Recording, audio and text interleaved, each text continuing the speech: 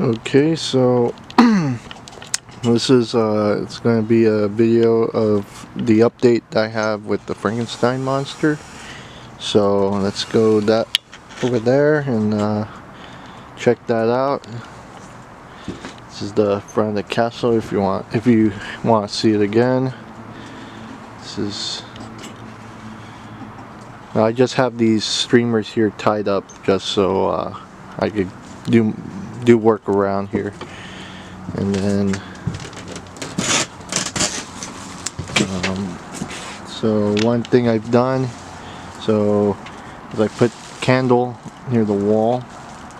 There's two pictures on the wall, one that is on the left side here of the candle excuse me, and then I have another picture over this side. Kind of see if I go at a certain angle, the picture changes. So same thing happens over on this side. There's like a Bela Lugosi kind of vampire guy, and then depending on what angle you turn to, you're gonna get different image. These are the demon bat things that I got from Party City. I have one over here. I have two other ones in the vampire den. That's why I call that area.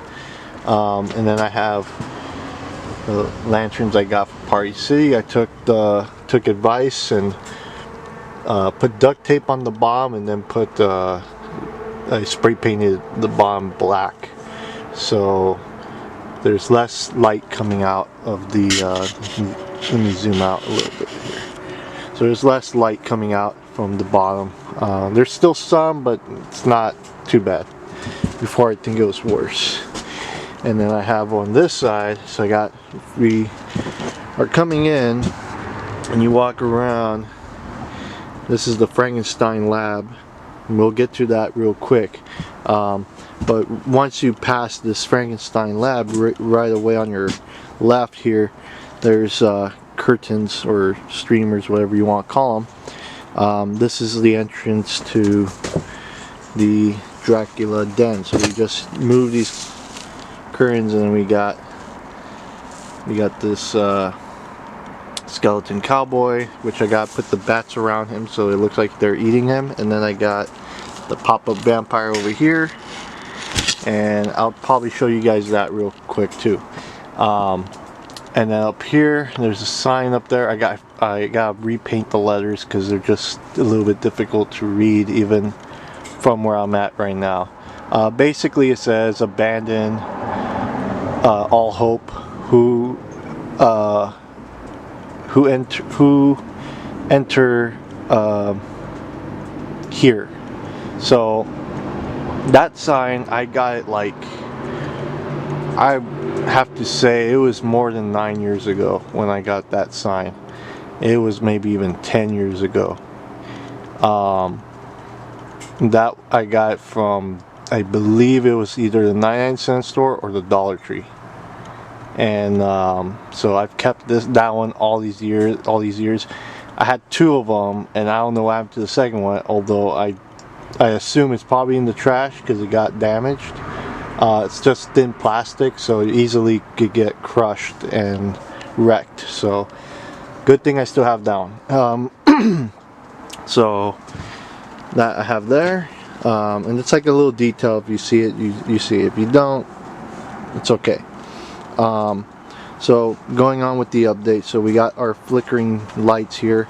I'm gonna adjust these lights on their position and the setting that is on, so it could be more flashing more all the time, so you don't get too many still light. And then so if you saw the post I put up on the pictures I posted, so this is a head. It's a plastic head, it's not latex. There's a foot in here that's latex. So what I've done is, if I could zoom out here, this light is not plugged into anything. It looks like it is because there's the extension cord from it going all the way out, but it's just tied. It's not, there's nothing supplying power. So the light's actually right here. There's a battery pack, and then these lights I got them like, yeah, I got them last year. So these they're just LED lights, and they're just taped inside this ring. And then I have paint that was going bad. It was red paint, and it was kind of clumpy. So what I did was I took a stick and basically just randomly just dropped in different spots and guided some of those clumps, so you could get, if I somehow zoom in a little bit better here, I could get like more details around. And I could touch it. It's not wet. It looks wet because of the clear coat spray that I put on. And then this blade here is just a plastic, I think you call it a sheath. I think that's what you call it. So this one would have been like a cheap toy prop that you would have gone with like a Grim Reaper costume. Well, the plastic part that was the main handle, that one broke off a long time ago, so I had just the blade. And so I repainted it, and then I put blood, fake blood. Well, I painted red paint, that's what it is. And then the way I did the paint job in terms of the blood is I started with like a more lighter red, and then I worked into darker reds, including putting in the clumpy paint that I was talking about. So again, that paint was going bad, but it still was partially liquid, so I could drip it around. I got some like around the neck area of the head, and then just put in different spots, selectively spreading it around. And so I wanted this scene just to have a little gore, so you know, for those people who like that stuff, at least there will be something of that. Also, I haven't done anything like that in a long time, so I kind of wanted to practice my skills in that realm. And then over here I have a heart in the jar, and then underneath it, it's like a food tray that so my mom works at the school, and they give food to the kids, and she works in the cafeteria. And she brought home one of the foods that they give, and it comes in this black tray with a clear plastic lid.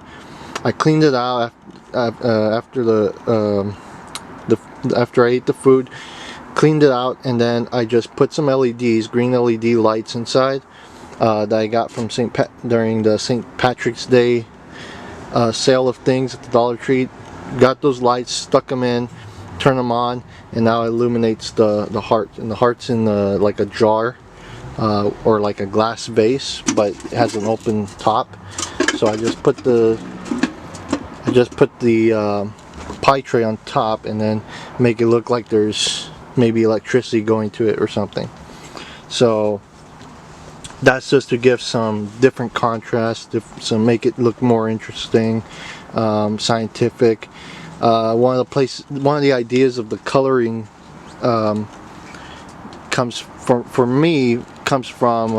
watching the Hammer horror films. So all the like Curse of Frankenstein, you know, with Peter Cushing, those movies, they use a lot of bright colors, and that kind of got me to think, you know, try to maybe put a light underneath, maybe a green light or a purple light, something like that. So I wanted to do that in this area. Same thing with this gory scene here. Kind of has some. I got some of the idea from those Hammer production films, but then I also got other inspirations from other places. And then you might not be able to see it too well, but there's a shrunken head in the jar, and that's over there. It's not a real shrunken head, it's a fake one. It's just a piece of rubber. It's a rubber head. And then I think I've mentioned in our video how I made this device over here. It's It's supposed to normally, I forgot what they call them. Normally you have like when you watch those Frankenstein movies, you see like there's electricity being drawn to that ball there, and it's basically it's pulling electricity from the surrounding space. So I just put that there. I'm gonna probably put these string of lights, somehow attach them to the top so it looks like there's something going on related to that.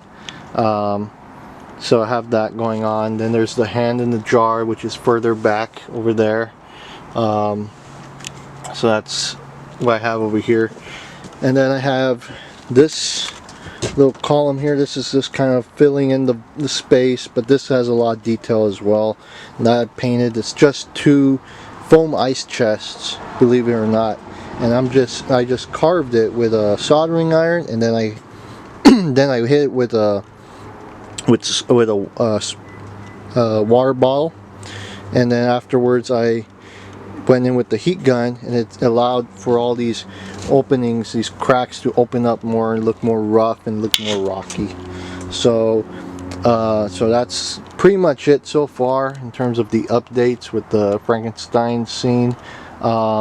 I could show you a little bit what I've done in the Dracula den here. Let me just go on around to show you all that. And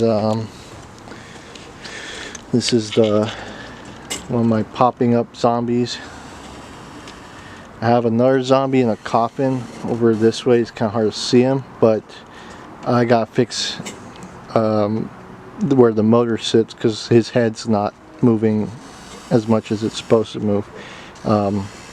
It's actually supposed to be rocking like side to side. It's not doing that, but that's a quick fix. So